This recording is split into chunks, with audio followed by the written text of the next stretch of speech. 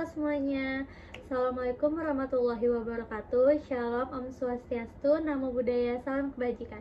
Perkenalkan, saya Akila Salsabila dari Universitas Internasional Batam, Fakultas Ekonomi dan Bisnis, Prodi Manajemen. Saya di sini dari kelas 1 UMPB Bahasa Indonesia. Saya di sini akan mempresentasikan materi yang berjudul Bahasa Gaul sebagai Identitas dan Cerminan Generasi Muda. Pertama-tama saya akan menjelaskan apa itu pengertian dari bahasa gaul. Bahasa gaul merupakan sebuah fenomena linguistik yang menggambarkan dinamika sosial dan kreativitas generasi muda.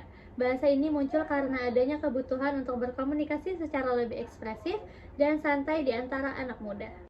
Selanjutnya ada peran utama dalam bahasa gaul. Peran utama dalam perkembangan bahasa, termasuk bahasa gaul, dipegang oleh generasi muda.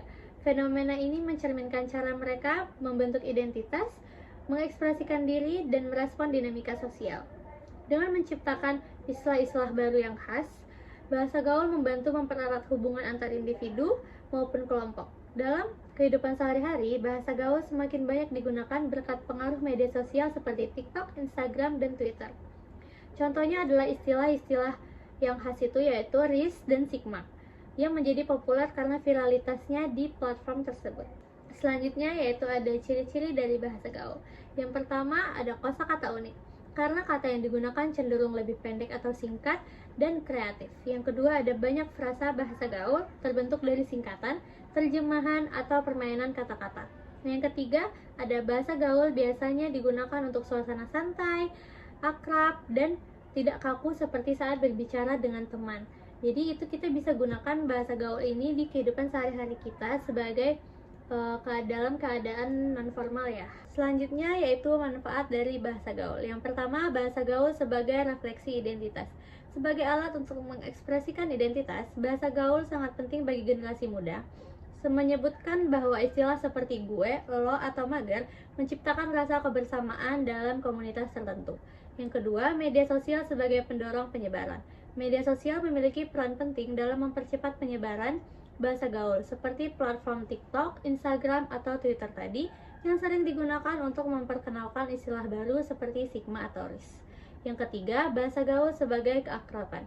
Bahasa gaul cenderung lebih santai bila digunakan dalam percakapan sehari-hari, sehingga dapat menambah keakraban antara sesama teman. Yang keempat, mendorong kreativitas. Bahasa gaul dapat mendorong kreativitas dalam merangkai kata atau menciptakan istilah baru. Lalu selanjutnya ada contoh-contoh dari bahasa gaul. Yang pertama yaitu ada kuy, kata ajakan yang merupakan ucapan terbalik dari kata yuk, gabut singkatan dari kata gaji buta, nder kependekan dari kata sender yang berarti pengirim. Lalu ada gaje artinya gak jelas, bucin artinya budak cinta, gercep gabungan dari kata gerakan cepat, mager artinya malas gerak. Baik, saya akan menjelaskan kesimpulan dari presentasi saya. Bahasa gaul mencerminkan dinamika sosial dan identitas generasi muda. Di era digital, istilah-istilah baru yang muncul menunjukkan kreativitas bahasa yang berkembang secara dinamis.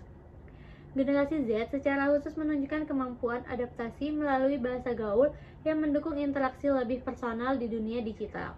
Meski demikian, penting untuk menjaga apresiasi terhadap bahasa formal sambil memahami peran bahasa gaul dalam membentuk identitas sosial generasi muda.